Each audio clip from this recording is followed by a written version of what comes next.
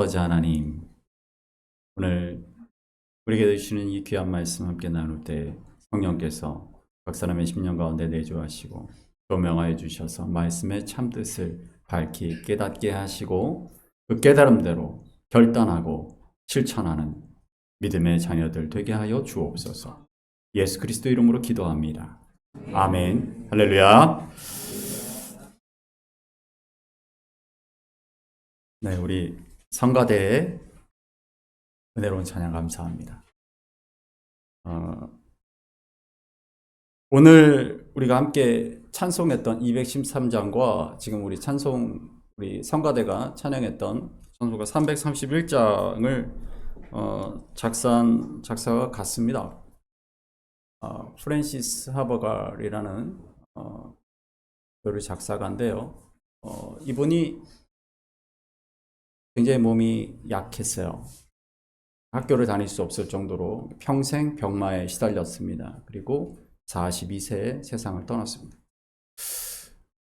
그럼에도 불구하고 그 모진 병마와 싸우는 평생, 그 짧은 40여 년의 인생을 살면서 많은 곡들을 쓰고 하나님을 찬양했습니다. 남들이 볼 때는 도저히 감사할 수 없는 그런 조건 가운데에서 그렇게 병을 낫게 해달라고 기도하고 간절히 부르짖어도 결국 그 병마에 시달리다가 일찍 세상을 떠났지만, 그럼에도 불구하고 그가 남긴 많은 찬양송들이 우리 찬송가에 있습니다. 그리고 그 찬송가의 가사들을 보면 그렇게 은혜로울 수가 없어요. 아까 우리가 함께 찬송했던 것처럼 나의 삶을 드립니다.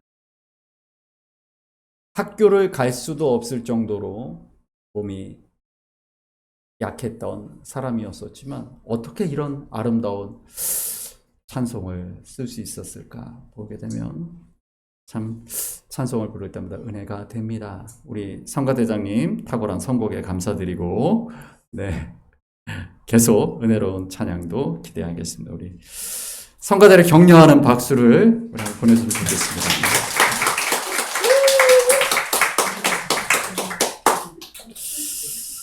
네, 우리 10월 월삭 기도회 때 10월 첫 주 때 제가 말씀드렸던 것처럼 10월은 종교개혁의 달이죠. 다음 주가 종교개혁 주일인데요. 종교개혁에 관련된 말씀들을 그래서 제가 잠깐씩 드리고 있습니다. 오늘은 그 이야기들을 좀 길게 할 것 같습니다. 네, 그림 보여주시면. 네. 우리 잘 알죠? 1517년 종교개혁이 일어난 직접적인 계기가 뭐였냐면 1506년부터 1626년까지 120년간 진행되었던 성베드로 대성당의 건축 과정에서 그 비용을 충당하기 위해서 면죄부, 지금은 이제 면벌부라고도 부르는데 정확하게 하면 면벌부입니다. 벌을 면하게 해주는 것이기 때문에 그 면죄부를 돈 받고 판 거죠. 이것이 마틴 루터 그 95개조 방만문을 기화로 그 다음 보여주십시오. 네. 1517년 10월 31일 베텐부르크 교회에 라틴어로 된 95개조 논제, 흔히 반박문이라고 부르는데요. 바로 이 사건을 계기로 종교개혁이 일어나게 됩니다. 그 다음 그림 보여주시면 이제 마틴 루터가 그때 신학대학의 교수이기도 했고요, 수사이기도 했던 그가 많은 논쟁에 이 가톨릭과 많은 논쟁을 통해서 결국은 이단으로 정죄가 되면서 마틴 루터를 지지하는 제후들과 당시 이제 신성 로마 제국, 그 거대한 신성 로마 제국 안에는 300개의 공국이 있고 이제 제후들이 있었거든요. 나눠져 있었죠. 오늘날의 이제 독일, 오스트리아, 오늘날의 유럽의 문화를 중심으로 하는 그 당시에 가톨릭이 가장 큰 영향을 갖고 있었던 그 지역들이었었죠. 거기에 독일도 물론 들어갑니다. 종교개혁이 이제 본격적으로 시작되었고, 그 다음 내용을 보여주시면 95개조 반박문에 어떤 내용들이 있냐면 가장 중요한 부분은 뭐겠습니까? 면벌부였기 때문에 회개에 대한 부분이에요. 회개.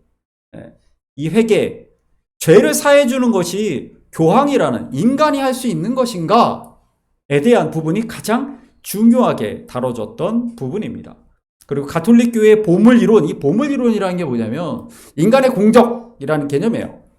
인간의 공적, 인간의 공의, 인간의 행위가 교회가 자랑하는 보물인가? 그렇지 않다. 우리가 자랑할 수 있는 건 오직 예수 그리스도의 십자가 공로밖에 없다라는 것이죠. 그 부분들이 가장 중요한 부분이었다. 그리고 마지막으로 그리스도를 따르는 고난에 대한 이야기가 바로 이 루터가 내세웠던 부분입니다. 이것을 핵심을 얘기를 하자면 그다음 보십시오. 이겁니다. 가장 강조했던 건 회개예요. 예수 그리스도께서 회개라고 말씀하신 것은 회개가 삶 전체를 통해 이루어져야 한다라는 것이죠.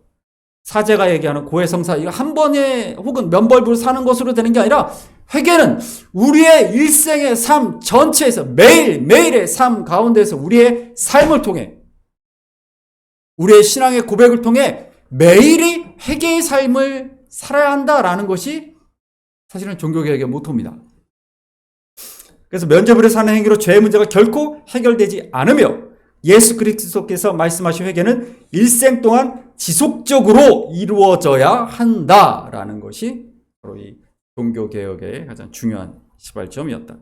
그 다음 사진 보여주시면 바로 이 종교개혁을 불러일으키게 되었던 교황 율리우스 2세가 진행했던 로마에 있습니다. 바티칸에 있는 성 베드로 대성당입니다.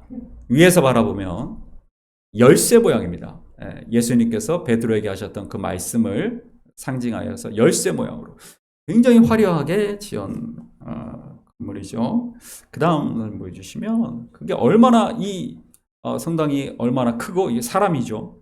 크고 화려한지 볼 수가 있습니다. 황금이 900톤이 들어간 어마어마한 120년간 되어졌고요.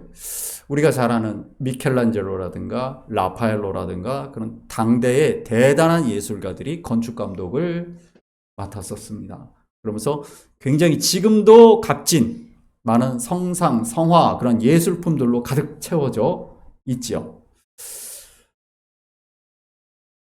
그리고 그 중심이 뭐냐면 그 다음 보여주십시오. 바로 교황의 의자죠. 네, 교황의 의자입니다. 황금으로 화려하게 장식된 교황의 의자, 교황이 그 정점에 있는 것이었습니다. 바로 종교개혁의 시작은 바로 이러한 부분들 때문에 시작이 되었다는 걸 우리는 알 수가 있습니다. 인간 중심적 교회에 대한 다시 하나님을 하나님 되게 하라라는 종교개혁의 시작이 되었다라는 것이죠. 이 교황의 의자와 대비되는 게 있습니다. 뭐냐면 그 다음 사진 한번 보여주시면 네, 이건 스위스 제네바에 있는 생피에르 교회. 처음에 생피에르 성당이었던 곳이 이제 종교개혁을 통해 교회가 됐죠. 생피에르 교회의 칼빈의 의자입니다. 지금 이렇게 잘 꾸며놨는데 제가 딱 20년 전이죠. 2004년도에 이 생피에르 교회를 갔었는데 생피에르라는 말이 성 베드로라는 말입니다. 그러니까 똑같아요. 아까 그 성 베드로 대성당과 이 교회의 이름은 똑같이 성 베드로입니다. 그런데 지금 이렇게 높여 올려놨는데 의자가 굉장히 초라하고 작아요. 작고 초라한 것이 칼빈의 의자였습니다. 종교개혁, 장로교회 종교개혁 운동을 이끌었던 칼빈이 앉아있었던 매우 초라한 의자입니다. 그것이 아주 대비되는 것이죠. 종교개혁의 가장 큰 상징이 바로 교황의 의자, 황금으로 도배된 교황의 의자와 칼빈의 작고 초라한 의자입니다. 이 기둥인데 기둥을 따라 이렇게 올라가게 되면 그 다음 보이십시오. 네, 이게 설교단입니다. 칼빈의 설교단이에요. 이 기둥 뒤에 아까 그 의자가 있는 것입니다. 원래 우리가 알다시피 제단은 굉장히 높게 되어 있죠. 교회 제단이 높습니다. 그리고 가톨릭 성당의 제단은 그 권위적으로 굉장히 높게 되어 있죠. 성직자를 올려다보게 되어 있습니다. 여기도 올려다보게 되어 있는 게 아니냐? 그건 아닙니다. 일부러 단에서 내려와 옆으로 교회의 중심 십자가 그리고 설교단은 그 옆에 비껴서 옆에다 배치하였고, 여기 보시게 되면 이걸 이제 워딩보드라고 하는데, 이게 뭐냐면 왜 이렇게 높이 올라가서 이렇게 설교를 하냐면, 당신은 마이크가 없잖아요. 그러니까 목소리가 여기 반사돼서 부딪혀서 이렇게 청중들에게 전달되는 거예요. 그래서 저런 위치로 만들어지는 겁니다. 그리고 그때 장의자가 들어오죠. 여러분 앉아 계신 장의자. 이 500년 전통의 장의자입니다. 그럼 그전에는 다 서 있었어요. 미사 때. 왜냐면 어차피 그 신부 미사를 집전하는 사제가 하는 얘기를 알아듣지 못해요. 어차피 라틴어로 하는 거기 때문에 그냥 서 있다가 오는 겁니다. 그런데 이제 설교를 알아듣는 그 나라의 말로 설교를 합니다. 그러니까 어떻게 합니까? 그 긴 설교를 서서 들을 수는 없죠. 그래서 장의자를 놓고 그때부터 앉은 겁니다. 이것도 종교개혁의 상징이죠. 바로 그 종교개혁의 이런 대표적인 상징이 바로 이런 것입니다. 마틴 루터가 성화와 성상, 그러니까 그림과 이런 조각상들을 금지하였던 것은 처음에는 그것이 우상이기 때문에 금지한 게 아닙니다. 사치스럽기 때문에 금지한 겁니다. 당시에 그 최고의 예술가들이 성베드로 성당에 자신의 그 예술품들을 장식하고 하나님께 가장 아름답고 크고 화려한 예배당을 올려드림으로써 영광을 돌려드려야 된다라고 그들이 말했기 때문에 온갖 화려한 것들로 다 채웠단 말이에요. 그 사치를 감당할 수 없어서 면접 판매를 한 겁니다. 그렇기 때문에 개신교, 개혁교회의 상징은 뭐냐면 검소함과 절제함이에요. 청빈이에요. 그래서 가장 검소한 예배당으로 예배를 드리게 된 겁니다. 그 개혁교회의 상징이에요. 제가 영화 한 편 얘기를 해드릴 텐데, 이건 여왕마고라는 영화입니다. 당시에 이건 프랑스에서 벌어진 한 사건. 제가 예전에도 말씀드렸지만 프랑스의 그 나라가 이렇게 여러 가지 공국이 되어 있는데, 그 중에 나바르라는 작은 나라의 앙리라는 왕입니다. 그 나바르, 프랑스가 하나로 통일되지 않았을 때입니다. 근데 개신교, 당시에 프랑스의 장로교 교인들을 위그노라 그랬어요. 그리고 가톨릭, 이 서로 이 구교와 신교가 계속 전쟁을 벌이고 있었습니다. 그래서 화해, 평화의 그 화친 조약을 맺자, 휴전하자. 어떻게 하면 될까? 이 신교도의 중심도 위그노를 대표하는 이 왕과 가톨릭 이 프랑스 왕조의 공주 마그리트 공주인데 결혼시키자, 정략 결혼을 하자. 그래서 우리가 휴전하자라고 한 거죠. 근데 사실 다른 의도가 있었죠. 그다음 결혼식이 일주일 지속이 되었는데, 일주일이 지난 성 바돌로메 축일의 밤에 프랑스의 모든 성당의 종이 울리면서 그날 밤 이 구교도 가톨릭이 개신교, 프랑스 장로교, 위그노들을 습격해서 학살하게 됩니다. 그 성 바돌로메의 학살을 통하여서 프랑스의 종교개혁, 개신교 종교개혁은 꺾여버리게 되죠. 수만 명이 죽었습니다. 어마어마한 사람들이 그때 평화가 왔다라고 마음을 놓고 있다가 죽음을 당하게 되죠. 근데 여러분, 개신교도를 어떻게 확인했을까요? 이 그림에서 그걸 보여주는데, 그걸 옷차림을 보면 압니다. 가톨릭은 그 화려한 컬러풀한 옷을 입고 있고요. 이 맨 앞에 있는 카트린 여제죠. 이분은 원래 이렇게 입으시는 분이고, 이 신교도들의 시체를 보면은 어두운 색의 검은색이나 흰색 그런 옷, 아주 검소한 옷을 입고 있죠. 그러니까 이 여왕마고라는 영화를 제가 굉장히 좋아하는데, 그래서 몇 년에 한 번씩 꼭 봅니다. 그러면 당시의 종교개혁 상황이 아주 잘 고증돼서 묘사가 됩니다. 그때 불렀던 찬송이라든가 이런 것들이 예배드리는 장면에서도 다 볼 수 있고, 근데 그 신교와 구교의 옷차림이 너무 분명해요. 개신교는 당시에 종교개혁자들, 종교개혁 운동을 하던 개신교인들은 아주 검소한 주로 검은색의 옷을 입고 있죠. 그것이 바로 루터라든가 칼빈이라든가 그 사람들이 성빈, 거룩한 가난이죠. 예수 그리스도께서 그러하셨듯이, 예수 그리스도께서 가난한 자들과 함께 하셨듯이 교회의 자리는 가난한 자의 자리다라는 거예요. 다음 보여주시면, 이게 이제 당시에 종교개혁을 통해서 가톨릭 유럽과 개신교 유럽으로 프로테스탄트라는 말이 저항하는 사람들이라는 뜻이죠. 그러니까 신교와 구교가 이렇게 나뉘어집니다. 신교 지역, 구교 지역. 그래서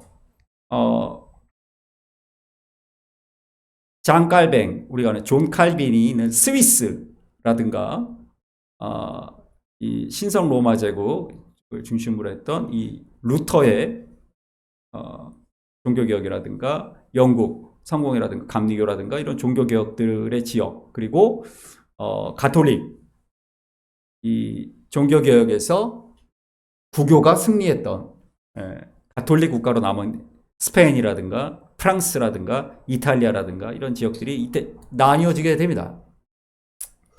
이게 오늘날까지도 이어지죠. 오늘날까지도 그 당시의 역사가 이어집니다. 그래서 여러분 유럽을 여행하실 때 패션, 음식, 예술 이런 쪽이 많이 발전한 곳이 어디냐면 가톨릭. 맛있는 음식을 먹으려면 스페인이나 프랑스나 이탈리아에 가시면 됩니다. 거꾸로 종교개혁이 성공했던 독일, 스위스, 영국 지금도 음식 맛없기로 유명하죠. 그리고 옷 못 입기로 유명한 나라 사람들이죠. 패션 감각 없다 그리고 비웃는데 그건 다 역사적 이유가 있다. 그리고 성상을 금지했기 때문에 미술보다는 음악, 그러니까 독일 같은 경우에 그래서 그 뒤로 음악이 발달을 해요. 신교의 개신교의 지역에서는 교회 음악이 발전을 하고 계속 이 구교가 가톨릭이 승리했던 지역에서는 계속 미술이 르네상스 이후로도 계속 뭐 바로크 미술이라든가 뭐 낭만주의 뭐 계속 미술이 발전하게 됩니다. 바로 그런 차이가 있다라는 것이죠. 그래서 역사적으로 그 이유가 뭐냐면 바로 검소함, 개신교의 거룩한 가난, 이게 종교개혁의 중심 사상이었어요. 그 다음 보여주시면 마틴 루터와 칼빈이 있죠.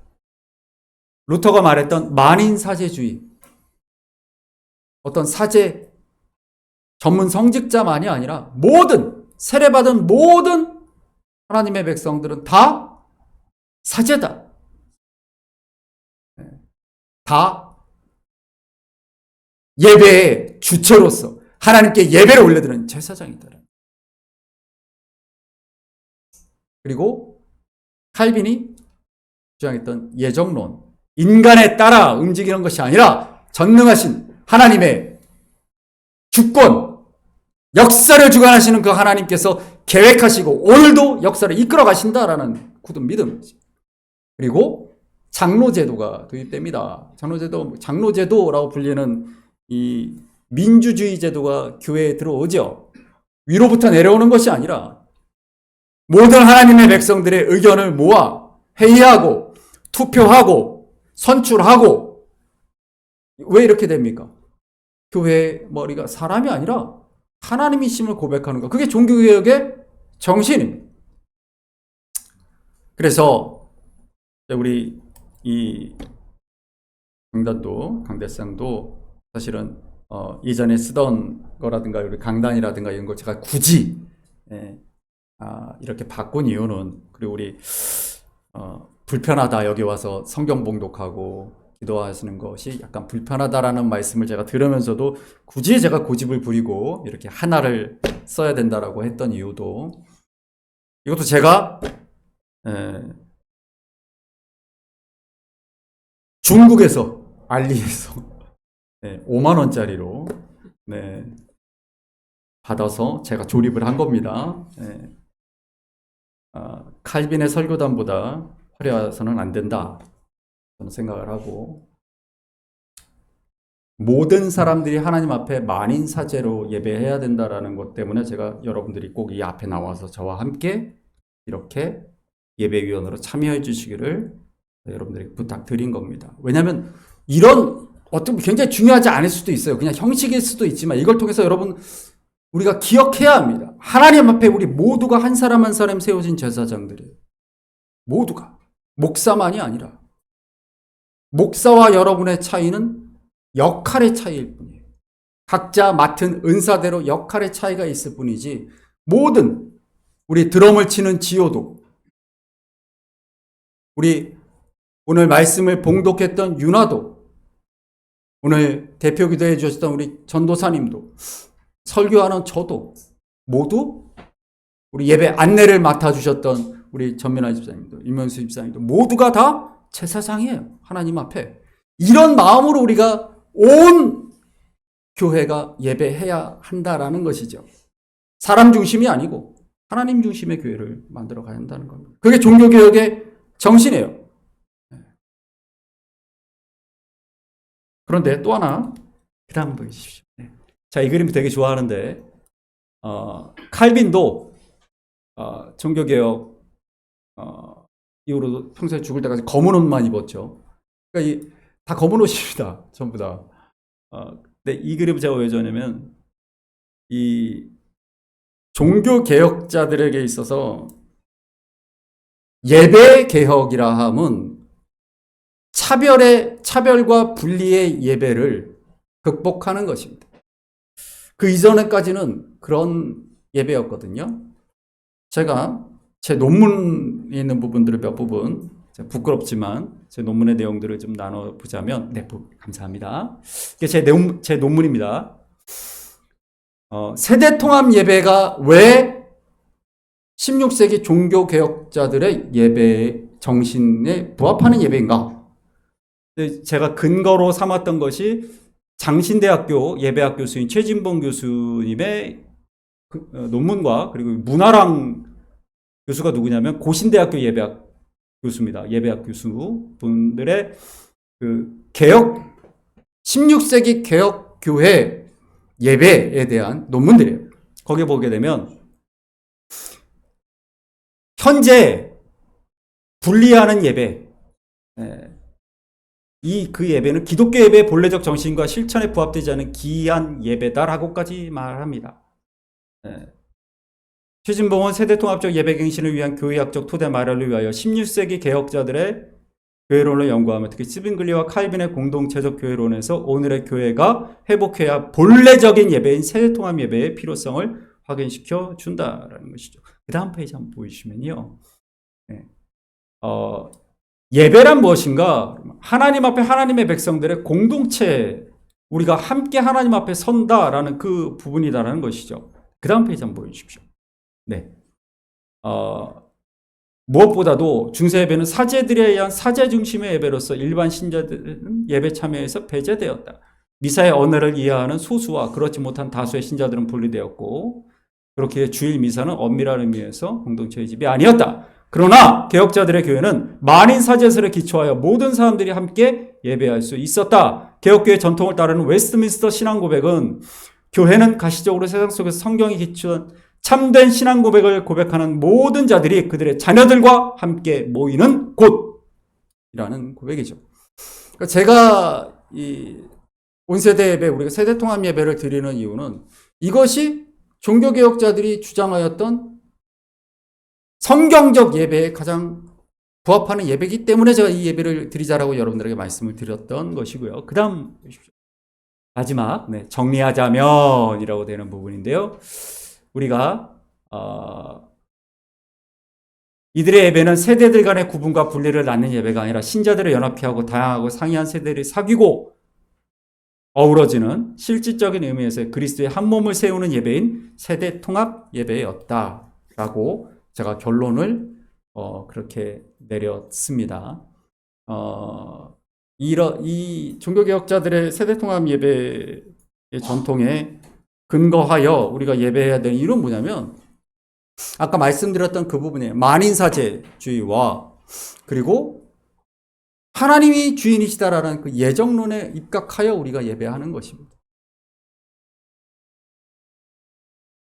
오늘 말씀 우리가 잠깐 돌아가서 사무엘하 5장 4절부터 말씀 보시면 읽어보겠습니다. 다윗이 나이가 30세에 왕위에 올라 40년 동안 다스렸을 때 6개월 동안 유다를 다스렸고 예루살렘에서 30년 동안 온 이스라엘과 유다를 다스렸더라. 아멘. 자, 여러분 다윗이 몇 살에 왕이 됐다고요? 30의 왕이 되어 40년을 다스렸다. 그 중에 7년은 남유다의 왕이었고 나머지 33년은 전체 북이스라엘까지 포함한 이스라엘의 왕이었다. 40년간 왕이었다. 사무엘하 5장 5절을 보겠습니다. 사도행전 13장 21절 읽습니다. 그 후에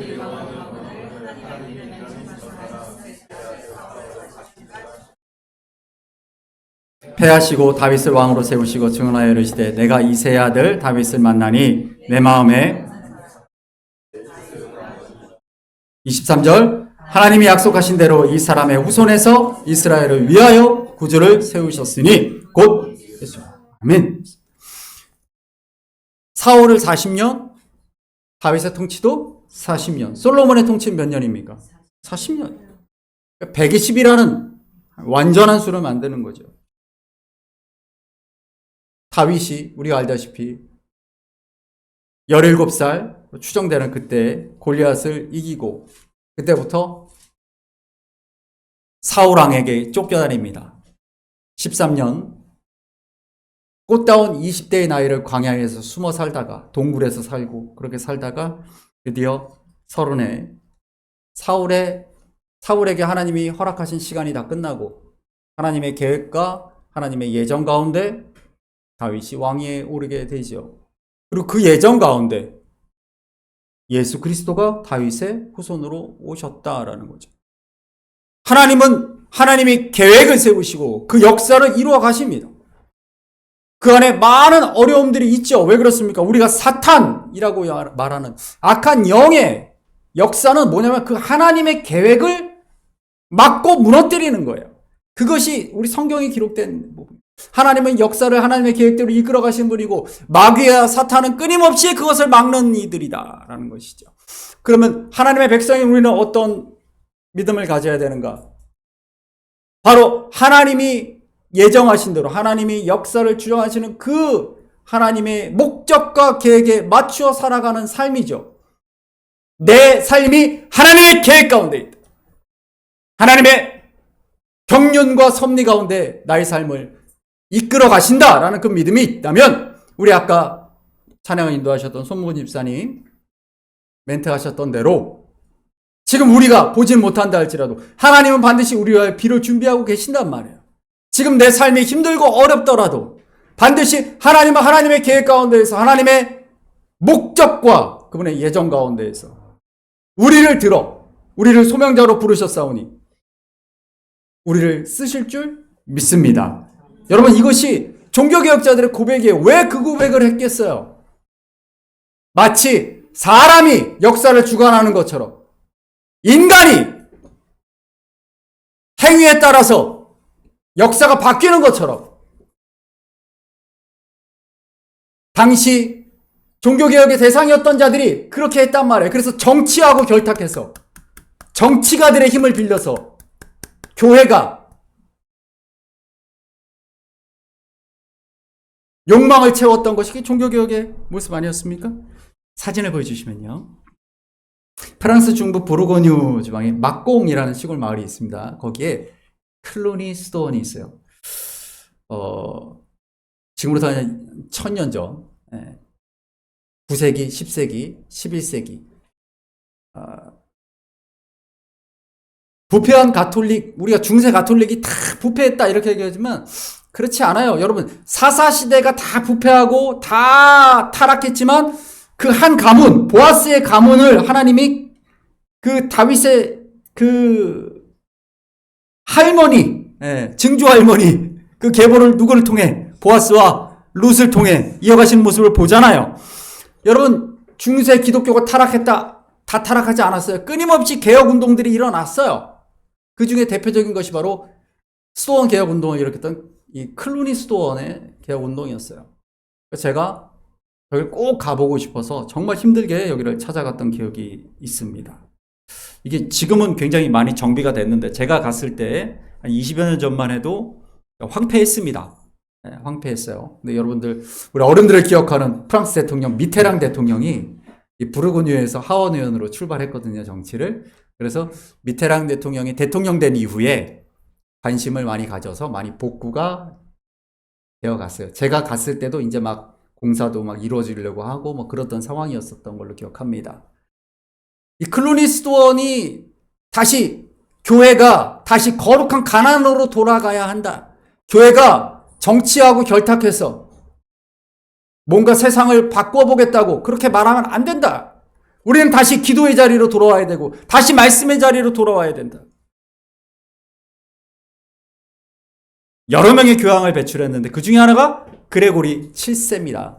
우리 학생들 세계사에서 카노사의 굴욕으로 알려진 신성 로마제국 하인리 4세 이 황제와 이 성직 임명권을 놓고 다투죠. 그래서 세속 권력을 굴복시킨 사건, 그게 카노사의 굴욕이에요. 그게 그레고리 7세입니다. 이 그레고리 7세가 왜 그랬을까? 이 사람이 클루니 수도원 개혁운동 클루니 수도원 출신이에요. 당시에 교회가 어떻게 타락을 했냐면 성직 임명권이 왕에게 있었습니다. 황제에게 있었어요. 제후들에게 있었습니다. 그래서 자기가 그 지역의 주교가 돼요. 나를 임명해, 내가. 그래서 교회를 만들어요. 그리고 그 교회가 11조와 많은 헌금을 강제로 걷어요. 법으로. 그리고 어떻게 해요? 세습. 내 자식에게 그 교회를 세습합니다. 이것이 교회가 타락했던 가장 중요한 부분 중에 하나입니다. 그래서 그레고리 7세가 클루니 수도원 개혁운동, 종교개혁운동을 일으켰었던 그 출신의 그레고리 7세가 27교조 개혁령을 내리고 그 중에 뭐가 있냐면 그래서 성직자 결혼금지가 있는 거예요. 이게 1000년 전에 만들어진 건데 지금도 그래서 가톨릭 신부님들이 결혼을 못하죠. 그게 그 이유가 이겁니다. 거룩한 순결을 지키기 위해 독신을 하는 게 아니고 세습 못하게 하려고 아예 결혼을 하지 말라고 한 거예요. 자꾸 세습하니까 내 자식한테 자꾸 좋은 걸 넘겨주고 싶으니까 아예 결혼을 하지 마라 너희는. 그게 바로 그레고리 7세가 27교조 개혁령을 통해서, 물론 이전에도 이런 법들이 있었지만 사람들이 지키지 않으니까 가장 강력한, 그래서 황제하고 부딪힌 거예요. 교황권을 높이려고 했던 게 아니라 사실은 교회를 개혁하기 위함이었어요. 그래서 오늘날까지 가톨릭은 결혼을 하지 않는 거예요. 그렇기 때문에 자녀 세습이 없는 거죠. 다음 한번 보여주시면, 이게 한국 교회가 교회를 세습하고 있는 현황이죠. 네. 가족 세습, 부자 세습, 사위 세습, 교차 세습, 다자간 세습, 별의별 게 다 있죠. 예. 징검다리 세습, 합병, 여러 가지 세습 금지법을 교단별로 만들었는데 거의 유명무실하게 어떻게 하든 어겨가면서 세습을 하고 있는 게 한국교회의 현재 모습입니다. 이 교차 세습이라는 게 뭐냐면 내 교회를 내 아들에게 물려주는 거는 반대가 심할 것 같으니까 내 친구하고, 그러니까 똑같이 대형교회를 갖고 있는 목사하고 약속을 해서 내 교회는 친구 아들에게 물려주고 친구 교회는 내 아들에게 물려주는 거예요. 그게 교차 세습이에요. 이건 법에 걸리지 않거든요. 그렇게 하니까. 아무튼 다자간 세습은 뭡니까? 그거를 셋으로 돌리는 거죠. 3명이 그렇게 교차해서 하는 거죠. 그러면 더 티가 안 날 것이다. 이 한국교회의 모습이죠. 그 다음 한번 보여주십시오. 네, 고맙습니다.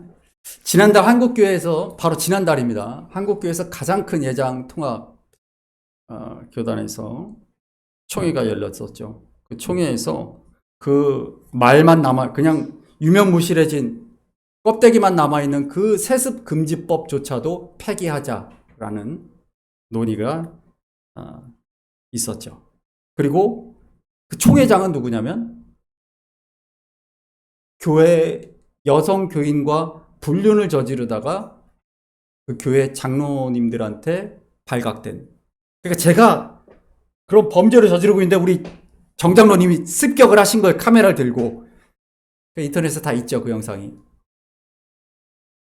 그럼에도 불구하고 그 사람이 총회를 주관하고 설교하고 축도를 해도 그 수많은 목사들이 누구 하나 비판하지 않습니다. 임기 다 마칩니다. 그리고 세습을 했다라는 것이 너무나 큰 문제를 이 한국 교회를 흔들었던 그 명성교회에서 그 아들에게 세습했던 그 교회에서 이 총회가 열렸고 거기서 세습금지법을 없애버립시다. 이거 아무도 안 지키는데 이게 결의가 됐었죠. 통과는 안 됐습니다. 통과는 안 됐어요. 그럼에도 불구하고 이게 결의됐다는 것 자체가 참 안타까운 일입니다. 그리고 그런 불륜과 간음을 저질렀던 그 총회장이 교회에서 누구도 그 사람을 그 교단에서 그 많은 목회자들 중에 누구도 비판하지 않으니까 그 교인들이 눈물을 흘리면서 교회를 사임해 주십시오 하니까 10억을 요구했습니다. 10억을 주면 1억을 11조로 낼 테니 9억만 난 챙겨가겠다. 그 교회가 그래서 지금 그 돈을 마련하려고 빚을 지고 있다라는 기사를 읽었습니다. 여러분, 한국교회는 종교개혁이 일어났던 그때에 타락했던 중세의 가톨릭보다 더 타락했습니다. 누구도 그것을 지적할 수 없어요. 왜? 서로가 다 타락을 했기 때문에 그렇게 다 묵인해주고 방조하고 결탁하고 이것이 한국교회의 모습입니다. 그런 한국교회가 세상을 향해서 우리는 거룩하고 너희는 타락했다라고 손가락질할 수가 있겠습니까? 종교개혁주의를 앞두고 정말 개혁되어야 될 대상이 누굽니까? 너무 부끄러운 일이죠. 너무 부끄러운 일입니다. 요한일서 2장 16절 말씀 우리 같이 읽어봅니다. 이는 세상에 있는 모든 것이 육신의 정욕과 안목의 정욕과 이생의 자랑이니 다 아버지로 온 것이 아니요. 왜 그런 일들이 벌어지는가? 요한일서에서 분명히 얘기하죠. 육신의 정욕과 안목의 정욕과 이생의 자랑 때문이다. 육신의 욕망을 채우려고 하고 눈으로 보암직도 하고 먹음직도 한 것들, 그리고 사람들에게 자랑하고 싶은 것들, 이런 것들 때문에 이런 욕심을 절제하지 못하고 교회가, 종교개혁자들이 거룩한 가난을 그렇게 부르짖었음에도 불구하고 교회가 그 화려한 건물들을 올리고 교회를 예쁘게 짓고 화려하게 짓는 게 하나님께 영광이다? 성베드로 대성당을 지었던 율리우스 2세 교황과 똑같은 얘기를 하고 있죠. 교회 인테리어 예쁜 게 하나님의 영광과 무슨 관계가 있습니까? 교회 높이 세우는 거, 그게 하나님의 영광과 무슨 관계가 있습니까? 하나님의 영광은 가난한 이웃들, 차별받고 소외당하고 우리의 도움이 필요한 이들을 찾아가서 그들을 안아주는 것이 하나님의 영광이 아니겠습니까? 예수 그리스도께서 그렇게 하셨듯이. 그 다음 말씀 볼까요? 오늘 읽었던 우리 말씀이에요. 유나가 잘 읽어줬는데 한번 읽어봅니다. 너희 자신을 종으로 내주어 누구에게 순종하든지 그 순종함을 받는 자의 종이 되는 줄을 너희가 알지 못하느냐? 혹은 죄의 종으로 사망에 이르고 혹은 순종의 종으로 의에 이르니라. 하나님께 감사하리로다. 너희가 본래 죄의 종이더니 너희에게 전하여 18절 죄로부터 아멘. 우리가 왜 죄의 종이 되느냐? 육신의 정욕과 안목의 정욕과 이생의 자랑 때문이라는 거예요. 이것을 대항하는 것이 종교개혁의 정신입니다. 여러분. 남들보다 좋은 옷 입고, 남들보다 좋은 집에 살고, 남들보다 좋은 차 끌고 다니고, 남들보다 더 많은 재물을 갖는 거, 육신의 정욕과 안목의 정욕과 이생의 자랑, 그게 우리를 죄인의 자리에 서게 만든다라고 말하고 있는 거예요. 그래서 종교개혁자들이 평생 검은 옷 한 벌만 입은 겁니다. 그게 우리 개혁교회의 정신이에요. 언제부터 우리가 개혁의 대상이었던 가톨릭의 그 모습으로 한국교회가 돌아갔을까요? 안타까운 일입니다. 그것은 진정한 말씀의 진리의 말씀을 우리가 잃어버렸기 때문이다라고 생각해요. 우리 요한복음 8장 32절을 같이 읽습니다. 시작! 진리를 알지니 아멘. 말씀을 잃어버렸어요. 제가 지난주에 세대주의, 근본주의, 미국 남침내교 신학에 대해서 말씀드렸는데, 종교개혁자들의 이 개혁주의 신학을 잃어버리고 한국교회가 그 근본주의, 세대주의, 그 미국 남부에 인종을 차별하고 남녀를 차별하고 부자와 가난한 자를 차별하는 그 차별과 혐오의 그 신학이 한국교회 안에 들어와서 한국교회를 다 잠식해 들어갔어요. 그 개혁주의 설교와 개혁주의 신학이 한국교회 안에 사라져버립니다. 그래서 한국교회가 더 이상 이웃을 위해 사랑의 손길을 내밀지 않고 자기들이 큰 교회를 짓고 자기들이 하나님께 바친 것들을 자기들이 사용하면서 누리고 있죠.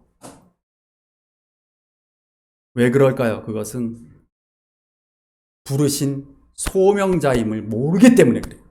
내가 이 땅에 살아가는 게 잘 먹고 잘 살려고 사는 게 아니고 소명을 예정 가운데 주신 그 소명을 받았기 때문에 소명을 이루고 살아간다는 그 소명의식을 잃어버렸기 때문에 소명의식이 없는 사람은요 그냥 이 땅에서 잘 먹고 잘 사는 게 삶의 목표입니다. 그게 복이라고 생각해요. 그게 하나님의 축복이라고 생각해요. 아니죠. 아닙니다. 우리 로마서 말씀 읽어봅니다. 시작. 하나님이 미리 그 다음 말씀도 읽습니다. 그 창세전에 그리스도 안에서 우리를 택하사 우리로 사랑 안에서 그 앞에 거룩하고 흠이 없게 하시려고 그 기쁘신 뜻대로 우리를 예정하사 예수 그리스도로 말미암아 자기의 아들들이 그 다음 읽습니다. 모든 일을 그 마음의 원대로 역사하시는 자의 뜻을 따라 우리가 예정을 입어 그 안에서 아멘. 나를 부르신 분명한 뜻이 있는 거예요.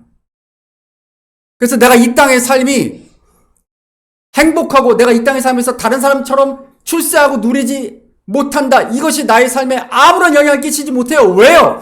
나는 분명한 하나님의 소명을 이루기 위해 이 땅을 살아가는 것이지 이 땅에서 부귀 영화를 누리는 것이 나의 삶의 목적이 아니기 때문에 그래요. 근데 언제부터 한국교회의 목적이 부귀 영화를 누리는 게 되어버렸습니까? 언제부터 출세하고 돈 많이 벌고 떵떵거리고 사는 것이 하나님의 축복이라고 그게 복된 것이라고 언제부터 그렇게 변질되어 버렸습니까? 종교개혁자들이 종교개혁을 일으켰었던 500년 전에 그 신실한 믿음들을 한국교회는 잃어버렸어요. 신명기 14장 2절 말씀을 읽어봅니다. 너는 너의 하나님 여호와의 성민이라. 여호와께서 지상 만민 중에서 너를 택하여 자기의 기업의 백성을 쳤느니라. 그 다음 읽습니다. 그러나 내 어머니의 태로부터 나를 택정하시고 세상이 자기의 것을 사랑할 터이나 너희는 세상이 너희를 미워하느니라. 아멘. 그렇습니다.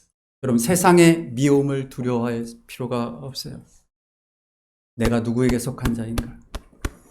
내가 예수 그리스도에 속해 있고 예수 그리스도가 이 땅에 오셔서 가난한 자, 병든 자, 몸이 불편한 사람, 여자라고 차별받는 사람, 이방인이라고 손가락질 받고 무시당하는 그 사람들 편에 서셨어요.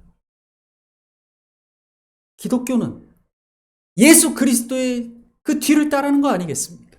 주님이 지신 십자가 나도 지고 나를 부인하고 따르는 거죠. 육신의 정욕과 안목의 정욕과 이생의 자랑이 나의 목표가 되어서는 안 되는 줄 믿습니다. 우리 아까 설교의 초두에 말씀드렸던 프랜시스 하버걸 여사의 그 찬송, 나의 생명 드리니, 그 찬송을 쓰면서 여러분, 태어나면서부터 몸이 약해서 학교도 못 갈 정도로 늘 병마와 시달렸던 그가 무슨 세상에 복이 있었겠어요? 누가 그의 삶을 부러워했겠어요? 학교도 못 가는데 결혼은 했겠어요? 평생 고통과 고독 속에 살아갔지만 그가 남긴 아름다운 찬양을 들으며 찬양을 부르며 우리는 우리의 믿음을 점검할 수가 있어요. 이 땅의 삶이 끝이 아닙니다. 우리는 이 땅을 소명으로 살아가야 하는 줄 믿습니다. 그 믿음으로 우리가 살아갈 줄 믿습니다. 종교개혁주의를 우리가 기다리면서 나의 신앙은, 나의 믿음은 날마다 개혁되고 있는가? 나는 날마다 하나님 앞에 부끄럽지 않은 소명자로서 하나님의 동역자로 살아가고 있는가? 우리가 점검하는 그러한 한 주간이 되기를 소망합니다. 여러분 오늘 그 축도에 써 있는 우리 김유연 목사님이 누구신가 하면 아마 처음 보는 얼굴이 근데 우리 김유연 목사님 부부가 와 계신데 제 모교회 교회 후배 목사님이세요. 제가 저하고 같이 우리 지호랑 윤진이 언니처럼 그렇게 쭉 교회 생활을 같이 했고 어제도 만나서 그 옛날 추억들 잠깐 얘기하면서 저희가 중고등학교 때 여름이면 텐트 메고 우리가 가던 기도원이 있어요.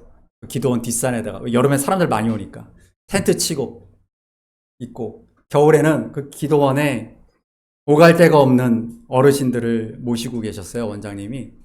근데 거기가 시골이어서 30-40년 전 얘기하고 있는 거야. 40년 전 얘기하는 거야. 장작을 폈어요. 그래서 가서 고등학교 때도 겨울에 쓸 장작을, 왜냐면 우리 원장님이 여자 원장님이셨고 어르신들밖에 없는 곳이라 되는 대로 장작을 다 해놓고 했었죠. 그래서 장작을 패는 그런 방에 있었는데 어제 그 얘기를 하는데 이게 구들장에 불을 떼면 그 옛날 집들은 이렇게 그 아궁이에 너무 장작을 많이 넣으면 이렇게 구들장이 무너질 때가 있습니다. 그 불이 막 올라오고 그때 얘기를 제가 그때도 말랐었는데 제 엉덩이가 뾰족해서 방을 그래서 저 때문에 그게 무너졌다고 40여 년 전 얘기를 저를 만나자마자 캐나다에서 올해 목회를 했습니다. 캐나다에서 지금까지 캐나다에 있고요. 하고 계시고 그 딸이 2명 있는데 딸 둘이 다 장성했어요. 아주 귀하고 아름답게 잘 딸들을 키워냈습니다. 근데 그 딸들이 어릴 때 원래 저 목사님 부부가 남아프리카 공화국에서 공부를 하셨던 분들인데 캐나다에서 공부하신 후에 아프리카에 레소토라는 나라가 있습니다. 아십니까? 저는 몰랐습니다. 정말 작은 나라인데 거기를 간다는 거예요. 딸 둘을 데리고 선교사로. 그때 그 나라의 국민 에이즈 감염률이 한 70%, 80% 이랬던, 지금도 어제 한번 제가 인터넷 보니까 인터넷상으로는 20 몇 프로 나오지만 그러니까 국민 4명 중에 1명은 에이즈 환자예요. 성범죄가 거의 치안이 제대로 되지 않는, 통신도 제대로 되서 연락도 안 되는 그런 데에 딸 둘을 데리고 가겠다라는 얘기를 듣고 제가 야, 어떻게 해야 되나. 하나님의 은혜로 다시 선교 잘 마치고 캐나다에서 지금까지 목회를 계속 잘 해오고 계세요. 마침 어제 부산에 왔습니다. 그래서 우리 예배에 참여하고 싶다 그래서 축도를 부탁했어요. 여러분, 우리 선교사님들 다 그런 마음들입니다. 이 땅에 부귀영화가 아니라 하나님을 위하여 생명까지도 가족까지도 하나님께 드린다는 마음으로 그렇게 사역하시는 분들의, 우리 아까 전사님 기도하셨던 것처럼 우리 선교사님들을 위해서 여러분 기도해 주시고, 그것이 선교사기 때문에가 아니라 우리 모두가 소명자고 하나님의 동역자다. 우리가 그것을 기억하고 살아갈 수 있는 개혁주의, 개혁교회의 믿음의 성도들 되시기를 소망합니다. 우리 함께 주보에 있는 찬양하실 텐데